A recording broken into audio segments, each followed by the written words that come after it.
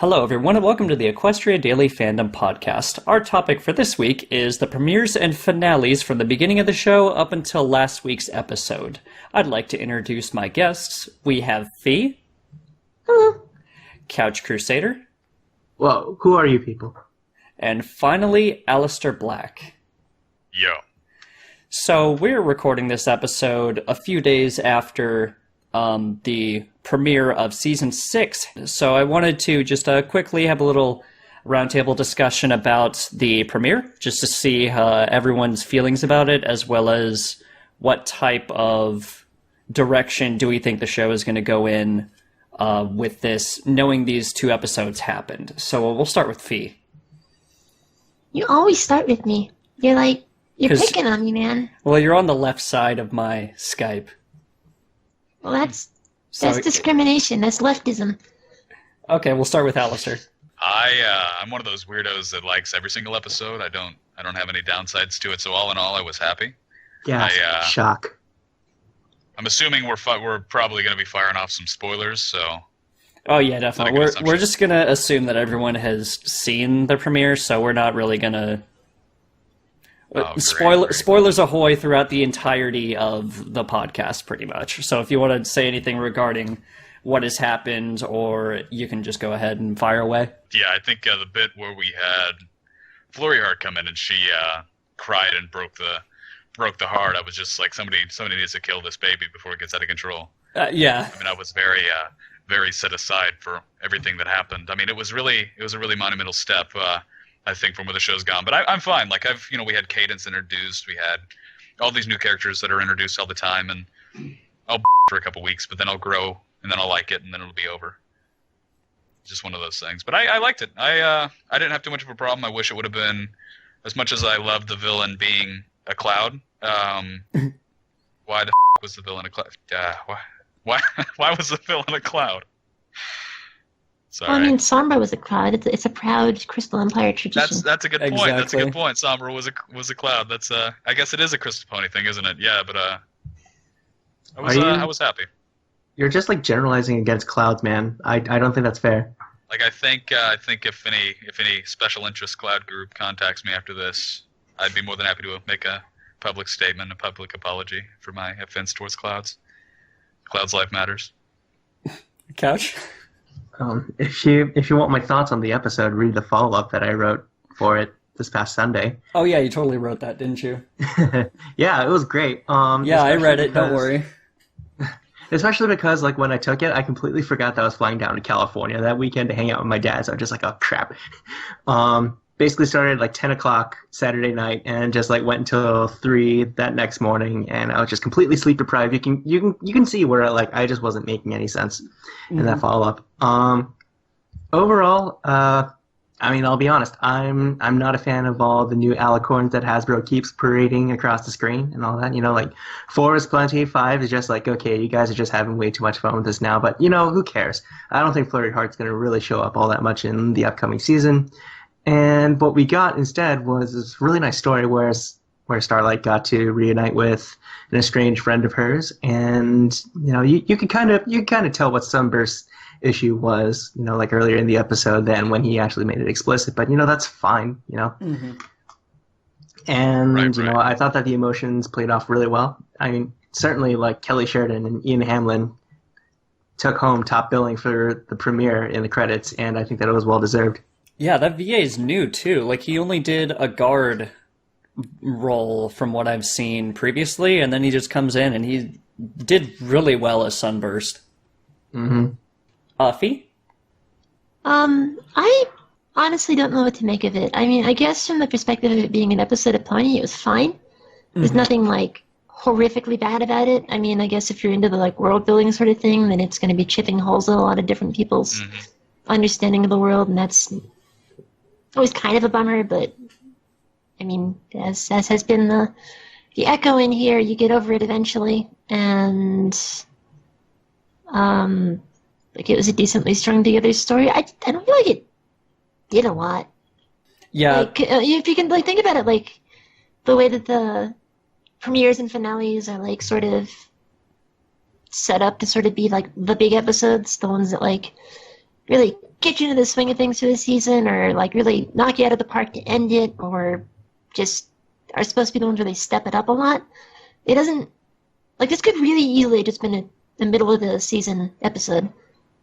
And I guess that's not horrible, but it sort of weirds me out. Right. Yeah, the thing is, it's kind of a step down from the Tyrek episode, I feel. Because I feel the Tyrek episode would have been in the middle of Season 4, too, if all of the Alicorns didn't give all of their magic to Twilight, you know? Like, I feel that there's two different kinds of premieres and finales, which I think we'll get into later. There's the premieres and finales where there's just a chock full of either lore or something that is inherently finished.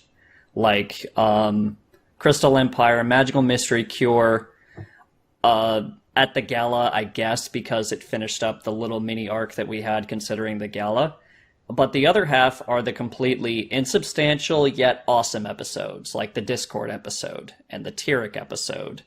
And I guess kind of the Princess Twilight Sparkle, but I think that one was a little more in between.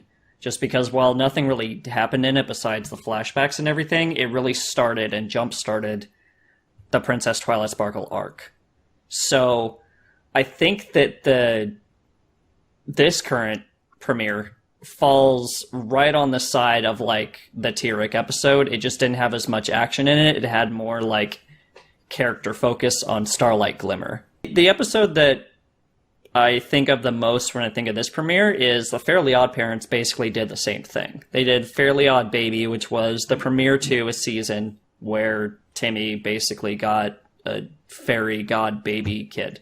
And the kid does the same thing. The kid has increasingly ridiculous magic that, like, almost destroys the world, and, like, when the kid farts, like, a nuke goes off or something like that. Yeah. I think there were probably references towards it. Like, if we ask Haber, which I might do at BabsCon, and be like, oh yeah, there's probably a reference towards it. But, like, yeah, this one, I can totally understand if someone considers this to be odd, because without the baby, and without... It definitely can belong, like, right in the middle. But I don't really inherently have a problem with that. Because I feel the premieres and finales get a little bit more ridiculous when they try to be too over the top. Like, the Tyrek finale, I feel, was really over the top and ridiculous. And, like, the more that I think back on it, the more I'm like, I wish it didn't happen. Because it's just like a big, huge Dragon Ball Z fight, and it's really silly, and the any type of character exploration within it was completely insubstantial. It's just... And yet everyone sings its praises. But what's your favorite premiere / finale, or you could pick one for both? We'll start with Couch. On the spot, even though I've been, like, reviewing these questions, I would have to say... And I might be biased here because I also did the episode follow-up for it as well, but it would probably be the Season 5 opener, the Cutie map, because it went in a completely different direction than you see in most finales and premieres that involve a villain, where, you know, they're not over the top, like destroying Equestria with some Frieza or Cell or Majin Buu type level of magic or whatever. It's just Starlight Glimmer being insanely good at one thing and leveraging that proficiency to kind of start building her own following. And the fact that the show was willing to just, like, kind of back off on the raw power of it to kind of explore some of the more psychological sides of evil, I suppose. You could call it evil, I guess. You know, that was it was a really productive risk for the show, and it definitely shows, like, how much the storytelling has kind of matured over the run of the show. Mm-hmm. Alistair? For me, gosh, that's a good one. For me, I'm always a sucker for episodes that kind of set up things that are to come. So for me, I've always had a special place, you know, for the first the pilot. But all in all, I don't know. I think it changes for me. I like a lot of diversity, so I'm okay with anything for the most part. I don't want to pick a certain bit to be my favorite because I like everything that I'm presented with. Unfortunately, for the matter of picking favorites, but I will say, yeah, the pilot was great for me. I'd have to agree with Couch. I really did like the introduction of Starlight and everything that she put forth and the dynamic that went on with them. But all in all, I think it really just depends. They're all so vastly different in the way that I think that they're presented, from them going to the gala to, everything going with Discord to, Twilight becoming an alicorn, all of these things vary drastically as far as content is concerned, and as well as the way that they're approached. So it's hard for me to really make a selection, at least from the way that I see it. And finally, Fee, what's your favorite? Oh, it's 100% a Candlelight Wedding. Oh yeah, you've been singing that finale's praises. I have been singing that finale's praises since day one, and I'm not going to stop because it's the best 2 episodes. It's definitely up there. It's really good. I mean, This Day Aria is still one of the most popular songs on YouTube. I think we mentioned that previously during the Villains podcast. I still swear that one account just buys YouTube views. I can't imagine. I can't imagine getting that many million views on video. The other interesting thing that I always loved about This Day Aria was the fact that Daniel Ingram had deceptive cadence and real life cadence. It's the song terms for music and everything actually shown in both the chrysalis cadence that was singing and the real cadence.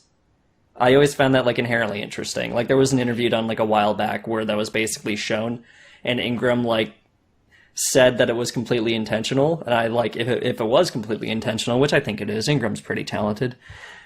I just always thought that I know nothing about music, but that's inherently interesting. That he had the perfect moment to have a reference towards both real cadence and deceptive cadence, and he just totally has them do it. But as far as my favorites, I definitely agree with Couch. Both the Magical Mystery Cure used to be up there for me for a while. I just loved that finale forever, and I constantly defend it. But both the season 5 finale and premiere were just very excellent because it basically flipped the table on what we expected, and then went a little more over the top towards the finale, considering what it peaked insofar as what the stakes were. So it really makes me interested in order to see what the stakes are going to be for this season's finale, which I think is kind of what inherently goes towards this season's premiere being a little awkward, because the stakes were basically repeated from season 3. But it was the main attraction, which was the Coloratura episode. The stakes weren't really explicit because they didn't really matter. They were more focused on just the existence of the character that was within it. Coloratura being main attraction, and then the baby being this episode. So I guess it's also reliant on whether the baby is going to show up more. Because if... Would you really consider Flurry hard to be a focus of that episode? I consider it a half focus. It's definitely a half... It's a half focus between Flurry Heart and Sunburst and Starlight Glimmer's overall friendship lesson. Flurry Heart was just there to create disaster. I'm pretty sure that she was just a plot device to facilitate the whole Sunburst Starlight thing. Yeah, I definitely see that. I think it was definitely a plot device. I see that in the way that it was presented. I think they just used that as a way to stage the Starlight. I'm sorry, not Starlight. Sunburst. Really putting himself out there. Because if the heart just explodes for literally no reason, the episode is the same. Oh, it's the same as that's a good point. Season 3, you say? That's a really good point. She means if you were to take out the baby entirely, if they were to write the episode as just the heart exploded and it went on, it would have ended the same way. Which really makes you wonder, is just we could probably have an entire podcast on this topic about how the treatment of princesses over the show has kind of changed. And you go from these 2 powerful diarchs who basically lay the foundation not only just for the day-to-day life of Equestria, but for the entire show pretty much, because that's how Twilight Sparkle gets started on her journey to becoming Princess of Friendship. But now you have I don't think they called her a princess in the episode, but you have this alicorn, and she's literally just an object that makes things happen now. I'm not sure what to make of that.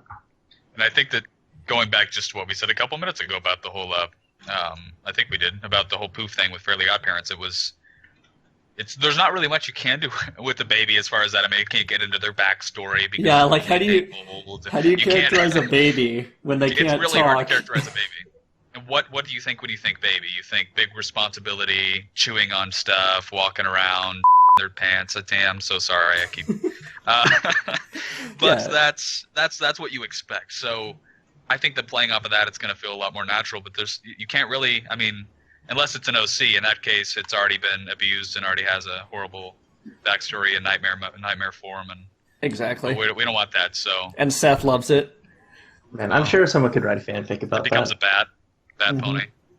Yeah, I mean, I agree that Flurry Heart was definitely a plot device in order to make the episode seem more structured, but I think that that's pretty much the only thing you can do with the baby. Exactly. Like I'm looking forward to the episode where I'm sure there's going to be one of just Shining Armor having to babysit the kid alone, and he just loses his mind, and she's just like intentionally messing with him. I mean, he Like, I think already that- lost Had his that mind. episode already. Yeah, that was the premiere. We already had that episode. I was thinking more like season 2. Well, yeah, the somebody Pinky needs to- episode too.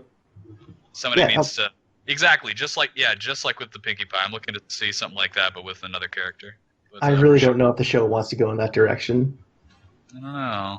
I mean, we do have 26 episodes. It depends on whether if they want to stretch the family theme that I think they're pushing. Right. Because they already have a Mod Pie episode and a Fluttershy's brother episode, spoilers. And I'm sorry. Time. We need to back up. Yeah. Did I miss something? Fluttershy's brother? Yeah. There's a... All right, I have a quick announcement to make. I'm leaving the fandom. Yeah. I'm done. Well, Bye. sorry, Ellie. Peace. Done. It's all Anyway. done. It's all done. So we're going to backtrack to the previous question that I had. So do you guys prefer finales that start stuff? I mean, Alistair, you kind of already answered this, but the other two didn't really specify. Do you prefer finales and premieres that like start and end an arc, or do you prefer the insubstantial and fun ones that are just basically, 44 minutes of them putting more effort into making an episode more fun? We'll start with Fee. I mean, I feel like both have their place. There's certainly great examples of both. Mm-hmm. I don't know that I have a preference, per se. Like, a lot of people go on about the season 5 intro and the finale as well being... There's a time and a place for like an At the Gala type episode, which we really haven't had in a while. Or, more of your, like, extremely... I just don't want to call it any other word than dense. Like your... I don't remember what the finale was called last season. Kitty Remark. Was it the remark? Okay, there you go. So, like, that was, super interesting and fascinating and a really cool exploration of, like, sort of It's a Wonderful Lifestyle, like, the influence of choices and the impact people have on one another's lives and what that winds up doing. But you can't do that all the time. It's just not that kind of show. There are openings for slice of life type moments, and it does need to have those, and it's not terrible for them to be the sort of like end point of a season, because it does emphasize that life goes on and not everything is about adventures and lasers and doomsday scenarios and what have you, because it just doesn't. Right. The show and the way that it's written and the way that it's structured are just not built to preserve that kind of thing indefinitely. It's not a Monster of the Week show. It's not a full arcing 26 episode narrative bleeding into another chapter of that same narrative. It's like half and half. It's got some longer plots, and it's got a bunch of overarching themes that carry from season to season, and it is otherwise a what's right for this particular episode, and then that'll just sit there in a semi-vacuum sort of thing. So, I would rather we just keep having both types of episodes for our finales. I agree. You have anything to add, Couch? I mean, yeah, this isn't a question that like I really have an answer to for a lot of the same reasons Fee kind of echoed. I mean, yeah, I you know what? I do kind of wish that we would have more finales kind of like at the gala or something like that. If I were to think back to last season and pick out the episodes I feel are going to be the most rewatchable, it's going to be stuff like Amending Fences, or it's going to be Rarity Investigates, or even Slice of Life, Brony Bait as it is and all that, because it doesn't, like, those episodes don't hinge, the energy of those episodes don't hinge upon this huge bombastic event threatening to take out the entire world or change the face of Equestria forever. It's just these very human or very pony, if you will, type interactions between ponies, just like kind of going about their daily lives and encountering things in those lives that kind of set them off into like a subtly different direction or something like that. And what's left with those kinds of episodes once you take away the plot? I mean, like, I think it was like E.M. Forster, author of Aspects of the Novel, who said plot is the most dispensable of all storytelling devices. I could be wrong there, but once you take that away, like the greatest common denominator between those three episodes has got to be the characters that are in them and all that. So I mean, so I suppose that you could like kind of skew that. I mean, like, yeah, I don't think that you could. I think what I just like kind of talked about there about, like characters and slice of life, things like that, it kind of skews on a different axis between whether I want my premieres or finales to start or end or arc, or if I want them to be insubstantial but fun, because there are definitely premieres that do both of those, and they have great characterization. On the flip side, you have premieres and finales that are a little bit weaker in the character department on both sides of that spectrum, and they kind of suffer for it in the eyes of the fandom. So that's my 34 cents right there, I guess. Wow, 34. You're worth a lot around here. Hey, I just pulled a number out of my butt, okay? What are you going to do about it? All right, so we'll move on to some audience questions, because I know that they are pretty much the questions that I was going to ask as well. So Steve asks, do you ever feel that a premiere finale should have spanned over more than 2 episodes? I feel that they already kind of did that with Magical Mystery Cure and Princess Twilight Sparkle. They had 3. I mean, they kind of attempted to do that, but I guess a better way to look at it would be if they had, like, basically a 3-episode finale, like in Season 6, Parts 1, 2, and 3. What do you think, Alistair? For me, I think it depends on what the subject is. Like, there's some that I think were wrapped up pretty neat, and there's sometimes that I think little things can be added that they just don't have the time for, and in that case, I think it warrants another episode. But all in all, it depends on what episode we're looking at. I'm in the boat of more pony. Then of course, let's do it, especially if they can make it work better. But you can definitely overkill something, and I think that like the gala episode, like I think that flowed pretty well. The episode with I'm horrible with names. The episode with season 2 finale that you're talking about. Candlelight Wedding. Names. Candlelight Wedding. That's it. I think that flowed pretty well into episodes there, but there are some that just I don't think fit very well. But I think it just depends. I think it just depends all in all on what the subject is. Fee? So do I think premieres and finales will always be 2-parters in future seasons? The answer to that is probably yes, because that's the way the show is structured and there's no real reason to change it. Right. And the cost of doing so is removing scripts from the season, which you don't necessarily really want to do because it's hard enough to cover everything as it is. Should they expand into 3 parts? No, not really. You can sometimes make the argument that a finale or a premiere requires an extra 10 minutes, but a 3rd episode would wind up becoming padding. There's never been a plot in Friendship is Magic that has been so massive in scope that it would demand like that kind of attention. Because like a 3-part thing is usually a sign that you don't know what you're doing. Yeah, like you don't know television what to pace. Storytelling.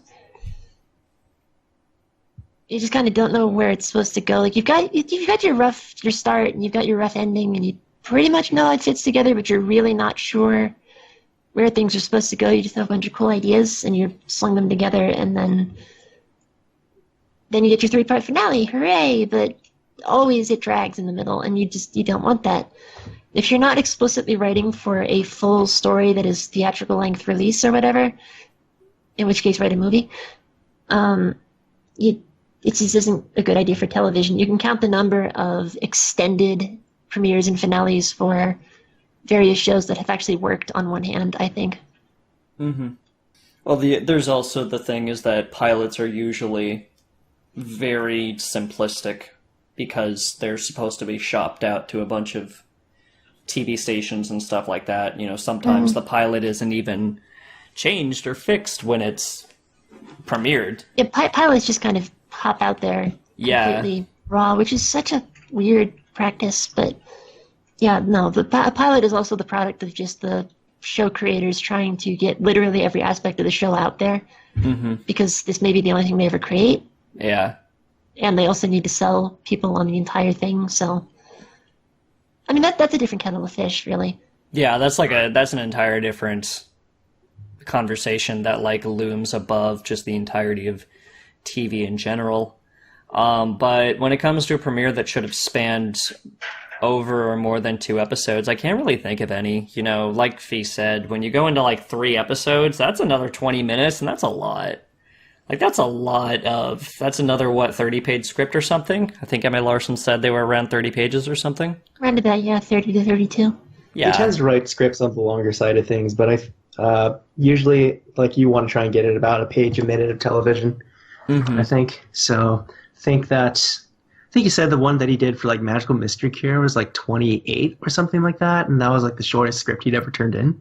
Yeah, I think the other thing is that when you get that extra episode in, the in-between scenes where it's to be continued, I think would feel way more ridiculous when you have a 3rd episode, because it's everyone I know skips past the previously on, and if you have an additional episode where that happens, you get the Harry Potter Deathly Hallows Part 1 effect, where why do you watch the middle? Because, Deathly Hallows, if anyone has seen the Harry Potter movies, Deathly Hallows Part 2 is where everything happens. And Deathly Hallows Part 1 is where all the buildup happens. So, there were a bunch of really, not a bunch, but there were a few, really bad reviews and criticism towards Part 1 just because they're squeezing half of the buildup of the book into one movie and not having anything interesting happen in it. And I think that's kind of the problem that Friendship is Magic would have, where you have an episode that's build up and then part 2 where there's maybe too much build up the way the scripts are formatted, and then part 3 everything happens, and by the time you get to part 3 everyone is frustrated because of all the build up. I mean, just forget the fact that or just forget the idea of giving My Little Pony premieres or finales 3 episodes when they sometimes struggle to fill in 2. Much as I enjoyed this past week's season premiere and all that, a bunch of that first episode was exposition. Really, really painful exposition. There was pretty much no reason for everyone to be there in that throne room other than to have some rehashing going on about the Crystal Empire and the Crystal Heart and things like that. And then you had Twilight lecturing Pinkie on the power of the Crystal Heart and the train. I don't know. It's just it's stuff I felt ponies, especially among the main 6, should have known. We the viewers certainly knew it. So I mean I don't think that there's very much room for discussion in giving premieres and finales 3 episodes if they sometimes struggle to fill 2 productively, if you know what I mean. Well, considering they managed to rehash most of that information they went over in those scenes you're talking about later in the episodes, it's kind of a sign that they didn't actually need 2 episodes to tell that particular story. Exactly. All right, so let's move on. Do we ever think MLP will have 2-parters that are slice of life story driven? Well, I mean, they already did it. Well, no, they didn't already did it. I think that they've never done it. They've never done it. You're right. I was thinking about the Gallop, then I realized it was a 1 episode. I don't know why I thought it was 2. And it was hurt by it. It could have been a 2-part episode really easily. Yeah, that's true. I think it was actually supposed to be. I don't think it was hurt by at it. one point. It was a bit cramped. It really could have used a little bit of extra time to stretch its legs and build scenarios and keep bouncing, but whatever. No. I get where he's coming from. Well, I get where both of you are coming from. I think the main thing is that slice of life two-parters can happen now more than ever, just because I think Hasbro has given them way more wiggle room with what they want to do. I mean, they had a ridiculously existential, almost Fallout Equestria-ish AU. Like, why can't they have a finale where, like, one of the main six has a personal problem that they think is really important? The only thing is, I don't think it'll be very well received by our demographic, because everyone wants a villain. At least from what I've seen. I don't know. It might be... Exhibit A, amending fences. That's not a finale, though. I mean... No, but it embodies the kind of episode that could be a finale, if you know what I mean. That's true. I mean, wasn't Magical Mystery Cure inherently kind of slice of life-ish without the whole alicorn transformation? So maybe if there's another one like that with way lower stakes, then I mean, short answer, yes, I think we can have a two-parter. The stakes aren't really important. What matters is the actual, like, emotional impact and poignancy of the problem. And as long as it's a crescendo moment, then people will respond well to it. I'm sure there's going to be people that will be disappointed by a lack of villain, but, I mean, you can't please everybody. Yeah. And you also can't cater to a specific taste literally every time. I also feel like if there would be backlash or something like that, most of it would be built around the expectations that finales have set up for people over the last 3 years. Yeah, that was kind of the thing, too, because we talked about this a while ago after the finale, where we were like, the recent finale kind of wrote itself into a corner, because we literally had almost the destruction of Equestria. Like, what are they going to do this finale? Mm-hmm. There's always this, like, gamesmanship. Like, it's got to be bigger, better, badder. Yeah. I mean, sure, it could be, I guess. You can always try to compete with what came before, but... Yeah, eventually. Maybe it'll even bother people if they don't try. I can't say for sure, but I think that for the most part, especially given a little bit of time to percolate on it, people would respond pretty well to a less intense wrap up to a season, which we might actually get this year, because we certainly didn't introduce or plant any seeds that would build up into some kind of bombastic. Yeah, I mean, apart from the confrontation, the spoiler changeling that was, apparently from what we saw recently on EQD, the changeling that was just in the background, kind of. So we might get Chrysalis to return. That'd be interesting. I mean, if they're not going to plant any seeds within the premiere, I'm pretty sure they might have. I mean, this is one of my predictions, just right now that I'm making. They might bring Chrysalis back. They could. I feel like a big showdown sort of thing like that would be a real rabbit out of the hat kind of moment for this season, though. Just like it's just prestige out of nothing. Yeah, they would have to build it up, but then it would be weird because they're building it up during the quote slice of life unquote parts of the show. Like if they build it up in the last 12 episodes or 13 episodes, then that would kind of feel more organic, but with the way the show is freelance written, I don't think that they'll be able to coordinate all of that. Apart from it being freelance written, there's also the issue of, I mean, in television, this is just how things work. Premieres and finales always get more viewers. Mm-hmm. Well, they also move So around. if your show that is known for being episodic and not every episode is necessarily important to watch, pulls things that are really important to know for the finale in not the episode that everyone watches, then it's a risk. Oh, you mean it's a risk to have build-up elements It's a production level risk to build up elements that are not somewhat established in a premiere for a finale, because those are the 2 to 4, depending on how you structure your show, most watched episodes in any season of any show. Oh, I see what you mean. Okay. Yeah, I agree with that. Did Couch or Alistair have anything to add? I don't. All right. So the season. Couch, you have something? To the whole to the whole possibility of two-part slice of life finales. Was that what you were talking about, or did we just segue to a completely different topic? Well, I went on a tangent there. You can say whatever you want about it. Well, we also segued into the possibility of whether or not there would be build-up, because there was nothing build-up this premiere. If there's going to be build-up towards the finale in the last 13 episodes, or in every episode except this premiere, which would be weird, but it could happen. Yeah, I don't really have anything else to say about that. All right, so the season 1 and 2 premieres had their individual episodes released on different weekends. All of the two-parters since then have premiered on the same day. Should they try splitting it up like they used to? Alistair? Sorry, Couch. I don't know. From an operational perspective, that just seems like a disaster. You have your audience right there for the season premiere. It would just from a ratings perspective, it wouldn't make as much sense to let that audience. To give that audience the chance to wander away for a week and possibly not come back to see the second episode. I mean, it's no matter how well you set up the first episode and all that, it's no guarantee that you're going to have that viewership back. And so I think that's, much as I would like to have that 1 week break back between the parts of a premiere or finale and all that, I just can't see that happening anymore. Fee?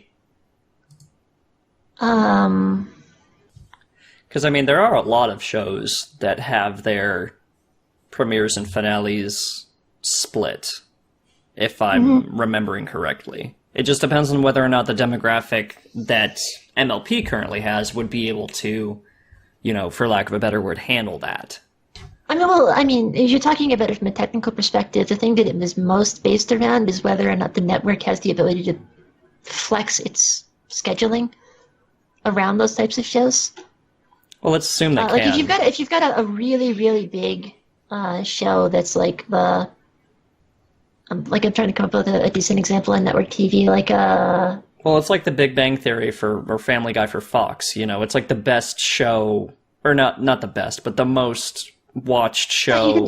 For them, that would be the best because that's the one that has the most muscle, right? So if they want to do something special, then you can potentially get them to drop other aspects of their schedule for a day, and then that allows you to create a block big enough to do a two-part episode. In the case of Printed Magic, obviously, it has enough flex on whatever channel it's on now. Is it still Discovery Family? Yeah. Yeah. Okay. Just not the hub. R.I.P. Yeah, because I was going to say... sorry. But when you're talking about whether or not that's a thing that's going to happen at all, that's the first thing you have to talk about is whether or not it's physically possible for the network to move around that show in that way. And since Printed Magic does enjoy that particular standing on its niche little network that nobody owns because it costs money, it's more likely that they're just going to keep doing what they're doing because it's simpler. It guarantees the rating spike that we were just talking about for more than one episode, which gives you greater overall airtime ratings, and is just generally seen as desirable by a network that's looking to get some kind of boost out of its flagship show. But more talking about narrative pacing-wise and presentation and hoping that maybe they could try a split thing to quote-unquote build suspense. I don't know, you'd have to write your episodes in a very particular way. Yeah, definitely. To get them to actually functionally break apart that ways. And the Discord premiere, I guess, did that okay. But then they knew that it was going to take so long in between. Well, I guess a good question... Anyway, I guess the short version of this answer is that, it's a thing that they could do. They're probably not going to, and I don't think that there's a huge amount of benefit to it. Yeah, it's an unnecessary complication, because they're already, like Couch said, they're already in front of the screen. They're not going to turn it off. Even though, technically part one might have the highest chance of it being turned off, because, that's where usually the build-up happens. But, I guess that actually makes it more sense that they don't do it anymore, because when you have part 1, which is usually build up, they're going to not turn into part 2 because they might think that part 2 is going to be more build up and then a rushed payoff. I don't know. There's a good... Statistically, I don't think that television viewers are that sophisticated. Like, I don't mean to insult anybody or call people stupid, but... Well, yeah. In terms of noticing narrative build-up and payoff and et cetera and so forth, I don't know that it works that way for television viewing audiences. It's usually an interest in either the concept or the execution of the show that draws people to it. And then, other than that, it's just raw hype building that gets bigger or smaller audiences. That's true. So, NH Snork asks, would anyone on this planet besides me like a movie remake of Magical Mystery Cure? No. No. It's fine as it is. Yeah. Yeah. It needed... Literally took the words from my mouth, Fee. Yeah. Sorry, buddy. I've defended this time and time again, but it's arguable over whether or not it even needs more time, despite everyone thinking it's rushed. But yeah, Right. I mean It's the movie. not rushed, it's just a musical. Yeah, the movie remake of Magical Mystery Cure is going to be the 2017 movie. I'm pretty sure. Oh, don't do. I mean, they're not going to make the main. Someone's going to like punch me if I'm wrong, but I doubt they're going to make the main 6 alicorns in the 2017 movie. But No. I'm pretty sure He's going to that make Twilight a double alicorn. yes, definitely, Twilight's going to get more wings. 2 horns, 4 wings. Yes, but I'm pretty sure the 2017 movie is going to be a musical. It's going to be maybe not through the entire thing. I don't know. I don't know what musicals are. But yeah, short answer no. Both long season answer. Yeah. Short answer no, long answer you just heard it. No. Both season 4 and 5 had a finale that was basically all Twilight. She remains best pony. You're wrong, but do you think that trend is here to stay? I would like to have the other 5 be better represented. They usually do in the premiere, so that's okay. So will the premieres and finales have the other characters focused on them? I mean, We can call Hasbro and find out. Well, Yeah, I mean, we right. already have that, season 6 finale with the, Fluttershy. So I think we're moving in that direction as it is. We Well, just gotta yeah. give spotlight to the people who deserve it, especially, Oh man, Rarity does such a good job in there too. Well, I mean, I actually had a question. Which one of us sent the season 6 finale script to Hasbro? I forget. Was it you, Fee?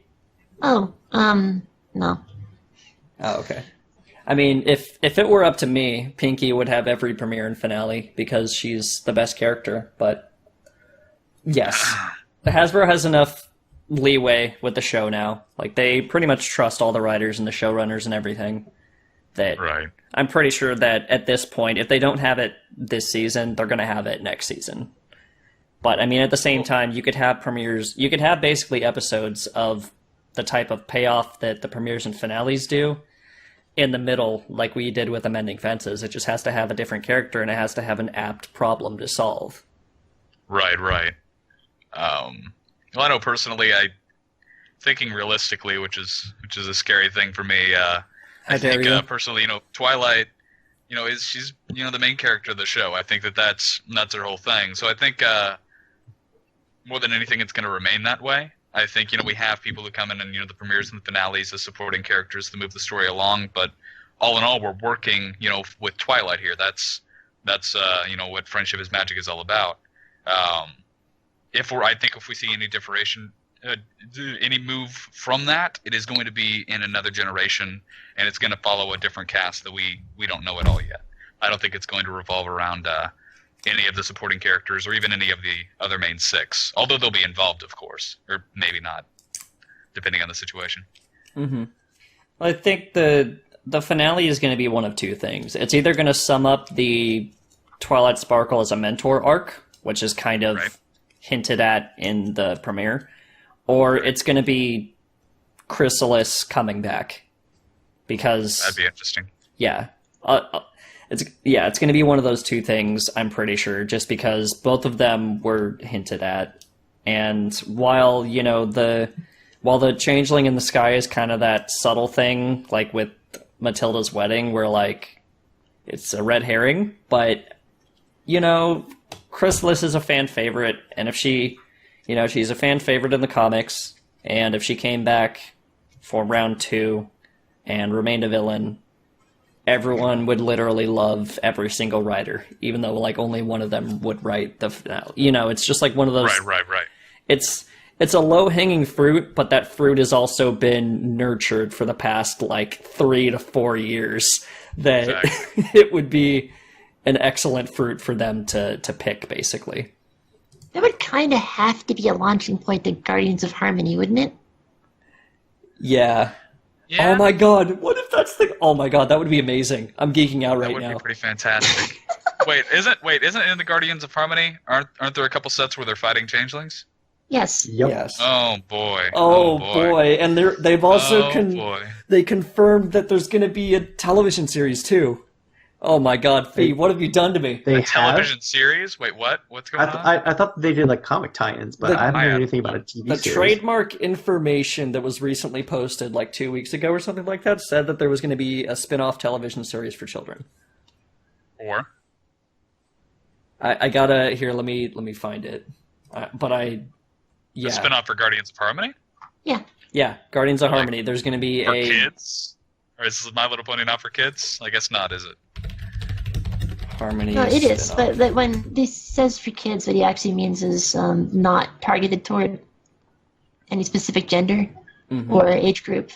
Yeah. It's more of an all audiences show. Yeah. So whereas Friendship is Magic became an all audiences show because it turned into family television, but it was hard targeted toward little girls, and has maintained that particular distinction in Hasbro's corporate meetings and jargon. Right. They still look at it like that, but Guardians of Harmony would be specifically targeted at catching everybody. Yeah, that would be really which would mean that it would be written with boys in mind as well as girls, not just. I couldn't imagine. So maybe that would be interesting. I could definitely see. I know we have Equestria Girls and everything like that. There's tons of content out there. I can definitely see something happening where they use another type of show or something like that as an arc to work off of, where the CMC are right now with their current positions. But part of me also thinks it's going to go in a completely different direction where it's going to be in the same universe but focus on a different cast and crew, which I am also very, very open to the idea of. Yeah, the trademark is for use as toy ponies and accessories for use therewith, and then it's also, there was a new trademark made for entertainment services, namely an ongoing animated television series for children, unquote. Damn. What do you know? So, yeah. Yeah. That is very exciting. Is that the next generation? Is that where we're going? Maybe not. Oh, yeah, it doesn't even say spin-off, so it might be the next generation. It might be a generation alongside, maybe an AU. Kind of like the Rick and Morty comics. Right. That'd be interesting. I still need to read the Rick and Morty comics. Yeah, but you said My Little Pony before it became an all-audience show is, very, very aggressively targeted towards little girls, and, I can relate to that. Because when I was a little girl, it really spoke to me personally. Oh, yeah. There you go. Definitely. Exactly. If MLP goes on for 20 seasons, would you get tired of new villains every premiere and finale, even if they're interesting and look good, or would you prefer a recurring villain? If it went on for 20 seasons, I think I'd get tired of it no matter what. Yeah, pretty much. Go ahead, Alistair. I was just going to say, I think cameos are always fun. We were just talking about Chrysalis and everything coming back and the hype that would bring and the possibility of that. But I think it's always good to mix it up. I'm on board. I think things like this will always stay with you, and you'll always feel a lot for it. So even 20 seasons down the line, it would still be maybe something I would watch, but it would definitely have to mix it up. Cameos would always be great. Yeah, I mean, I'm kind of a cheater when it comes to this question because I have just a huge headcanon that. Yeah, you still have one of those? I know, right? Season 6. Exactly. I keep having to change it because, Poor unfortunate soul. M.A. Larson ruins something, like he always does. Even after he stopped working on the show, he ruins it. It's true. Well, we're moving on to Josh Haber now. He's the new M.A. Larson. If your Twitter is any indication, Couch. You silly. Well, yeah, he deserves the full blame for what happened in this premiere. Mm-hmm. M.A. Larson has moved on to ruining my Pennyroyal Academy headcanon. Basically. You shouldn't have pushed the vertiginous angle too much.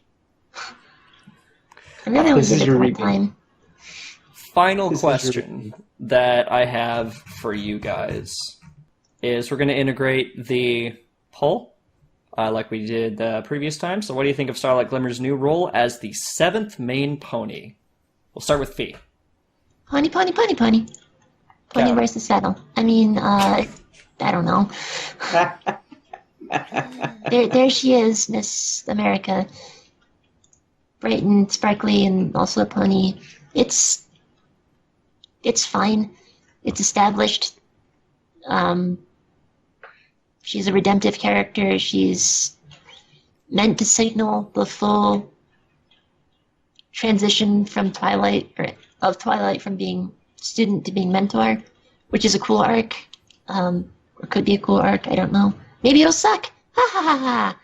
Plant that seed of doubt in your head. Well, But, Fee the cynic over here. I'm sure it'll be fine. Yeah, it No, I mean, like, I don't know. I'm sure I'm frustrating people at this point because I keep approaching these questions all technically instead of getting any kind of like emotional feedback into it. But I just don't see the show that way anymore. I always break it down into like its little functional bits and pieces, and it works. And you're content with that? But I mean, like the move, like putting Starlight in this position is a functional, and it satisfies all of the types of things that you would want. Checks all the boxes that you'd be trying to check to push that sort of arc at this point in the show's running, and I see no issues with it. But considering that I've only had the 2 episodes to go off of so far, and I thought that they were thoroughly average, I can't be that strongly opinionated on it. Mhm. You know? Like, we'll see. I see no reason why it shouldn't work. Yeah, the first impression was definitely pretty good as far as I was concerned when it comes to her, reigniting a friendship. I mean, But yeah, when it comes specifically to her, I feel like it did pretty well by itself. Mm-hmm. It's just surrounded by a bunch of weird stuff. Surrounded by a farting magical baby. Yeah. Mm-hmm. Well, Couch. She didn't so much fart as do other things, but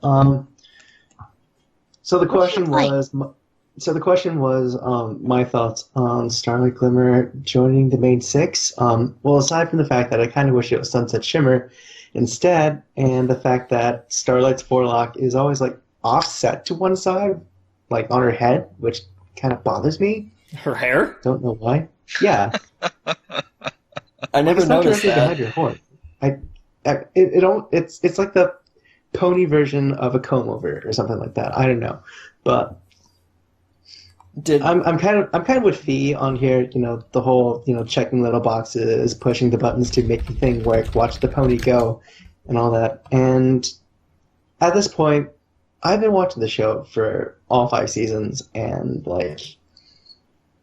I'm extremely grateful for what it's done in my life. I've had a lot of fun watching the show. I've met some great people with it, but it's quickly just kind of become like another show that I'm just kind of watching that I enjoy and all that. And it's basically won the right to kind of play out, and I'm content to just kind of sit back and watch it play out and see where the writers decide to go with it this season. Did her hair change? It did. Yeah, quite drastically. Did it? Yep. I don't think I was paying any attention. I can't... Let's look at the pretty pictures. Oh, okay, so her hair isn't like over her... She's not doing like the Twilight Sparkle thing anymore. No, she's doing like the Rarity type thing, except not Yeah. Rarity. Except a better character. Oh gosh, savage, man. Oh my god. Who's the Rarity Serial Velocity? I need to get him in here one of these days and just have him verbally punch me. But yeah, I'm excited for He's Starlight probably just Glimmer. gonna he would probably just like pity you and take a whiz of like his finger or whiskey or something like that. Yeah, he'll just be like, no, that's okay. You don't need to have taste or something like. Just be He'll just like look down at you and talk patronizingly. Yeah, just like Rarity would. Oh. All right, so on that note, before we fire any more shots and get any more hateful comments, I think it's about time we end this week's session of the Equestria Daily Fandom Podcast. I'd very much like to thank Alistair Black. Thanks for having me. Couch Crusader. I still don't know who you people are. Don't worry, we're gonna use you for a while. And Fee. It's been real, folks. Till next time, take care and bye-bye.